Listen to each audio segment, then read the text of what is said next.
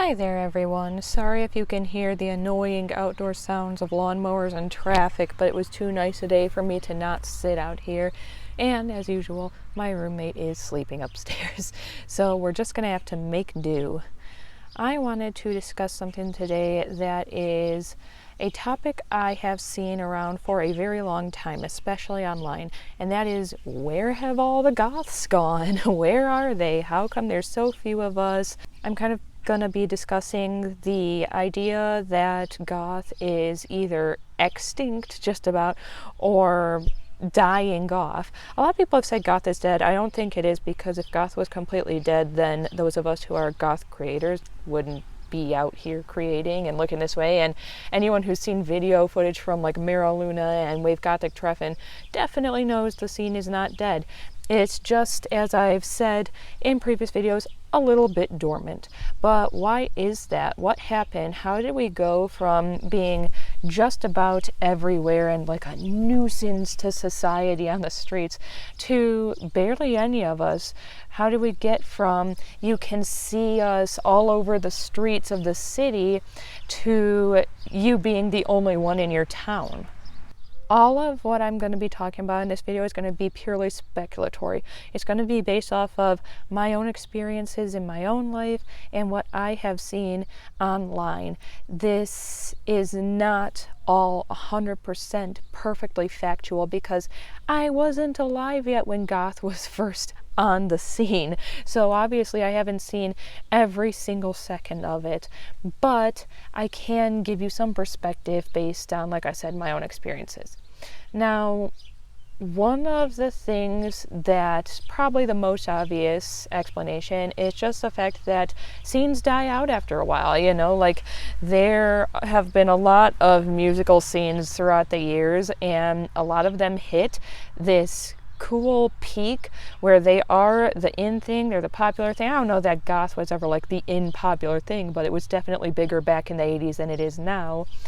But it tends to kind of settle down after a bit. People get different interests, maybe they outgrow it, and as much as a lot of us don't want to admit it, there are a decent amount of people who start out goth when they're younger, and they do in fact outgrow it. They do grow out of the subculture, or at least out of the look. It's not necessarily that they were never goth to begin with, or they were posers or something. They may very well still enjoy the music and a lot of aspects of the subculture, but unfortunately, well, we're getting a little better with people hiring people with colored hair and people hiring people who have tattoos, because I think they're realizing you can't just not let people who have something permanent on their body not have a job.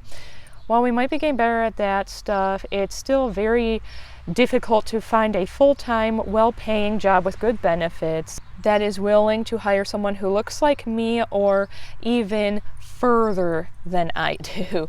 It's very scary for people because they worry very much about what their clientele are going to think about it. And that's just one of those sad facts of life. You always have to worry somewhat about what somebody else thinks of you. You don't have to let it dictate your life, but when it comes to things like, getting a job, you kind of have to care. Otherwise, you're going to have a very tricky life. So that's one of the reasons I think it kind of settled down. Just a lot of the people who first created the scene and enjoyed goth music in its heyday, they were young at the time, and as they got older and they needed to obtain employment, they had to tone it down. Now, another reason I think it could happen is one that's going to be a little bit more controversial. It's going to be one that people don't want to hear as much. And that is, unfortunately, that it's very difficult for people to come onto the scene these days. I have been goth for a while now, and one of the problems I had that almost scared me off of even creating this channel was the fact that when I was first going about making my YouTube channel, I decided I wanted to obviously seek out like-minded people to myself. So I looked into the goth YouTuber tags, and a lot of what came up were people dictating what was goth and what was not goth. A lot of people very sternly speaking about the fact that they think that pastel goth is, not good for the subculture because it's not real goth, because they're wearing, pastel blue, or they have lavender hair or something. And that's around the time I started getting kind of confused and discouraged, because I was like, well, I mean, you're saying that these people who are pastel goth or are some other like variation of the subculture, like the subcultures, you're saying they're not real goth because they're basically not trad goth or Victorian or one of the like really well-known branches of it. But that's their appearance. And in the same breath, you're also saying, well, stop worrying about whether or not I've dyed my hair black recently, because my appearance doesn't dictate how goth I am. The music I listen to does. That's a direct contradiction. You're upset about the fact that there aren't any newer goths, or there's very few newer goths coming onto the scene right now, and you're afraid that that means the subculture is going to die off. But at the same time, you're telling people who are trying to get their foot in the door, well, if you're not wearing winkle pickers, I'm closing the door right on your boot. It doesn't make any sense. I've seen it from numerous creators of all different sizes, this weird contradiction between, well, goth has nothing to do with how you look, it's all about the music, but also if you don't look this certain way, or your house isn't decorated a certain way, or you don't behave a certain way, then you're not goth enough. And that was really frustrating and confusing for me when I was first trying to get into the subculture on YouTube. And I think that a lot of people have struggled with that same problem. It's like, well, am I going to be goth enough for the people online? And ironically, a lot of the ones shouting loudest about this are the ones who complain about gatekeeping. Like, yes, gatekeeping is definitely a much bigger problem online than it is in real life. And the thing is, a lot of people hear gatekeeping and they still think it means someone's going to sit there interrogating you about, why did Bauhaus decide to write Bela Lugosi's Dead? And so it's like, no, it's rarely anything like that. It's more this idea that if you are not a walking, talking, breathing goth puppet, you're not goth enough. And it's frustrating and annoying. On top of that, it is a music subculture. It's awesome. There's amazing bands in it, but there's only so much to be discussed. I see people complaining when a goth creator tries to branch out and talk about different subject matter, but like, how long do you think they can yammer about a band for before it gets boring? There's only so much ground to be covered with something like that.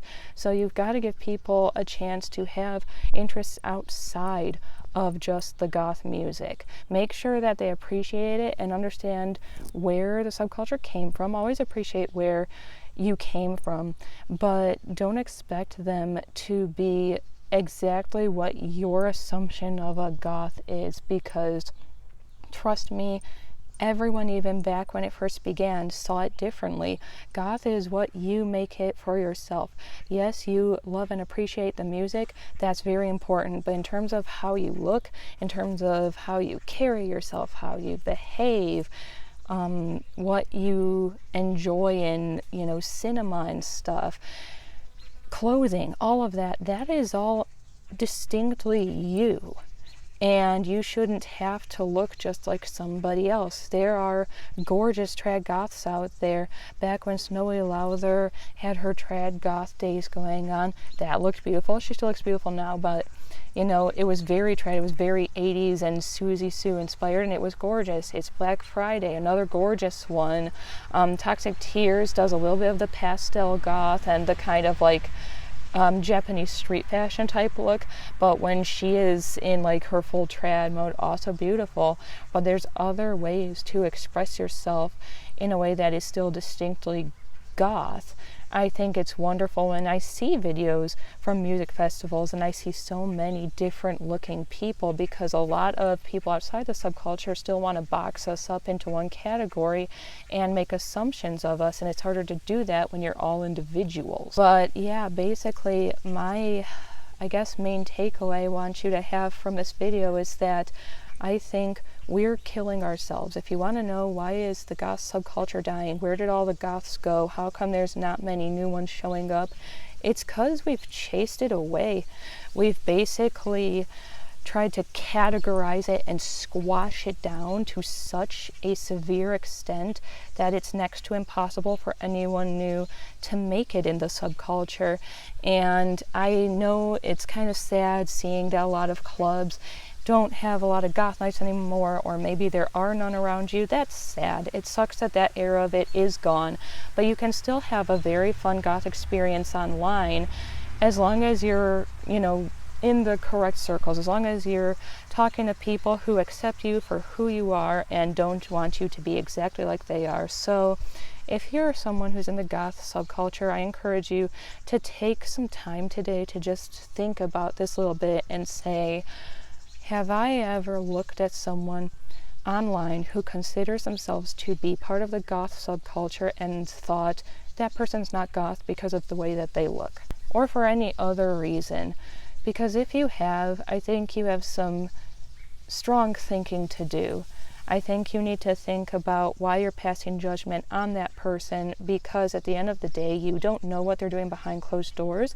You don't know what bands they're listening to or why they consider themselves goth. They might not look the way that you'd expect them to or behave the way you'd expect them to, but that doesn't mean you get to decide what they are and what they aren't.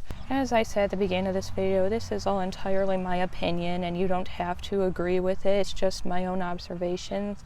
And as always, do something that makes you happy today, no matter what anyone else thinks about it, and I'll see all of you again soon.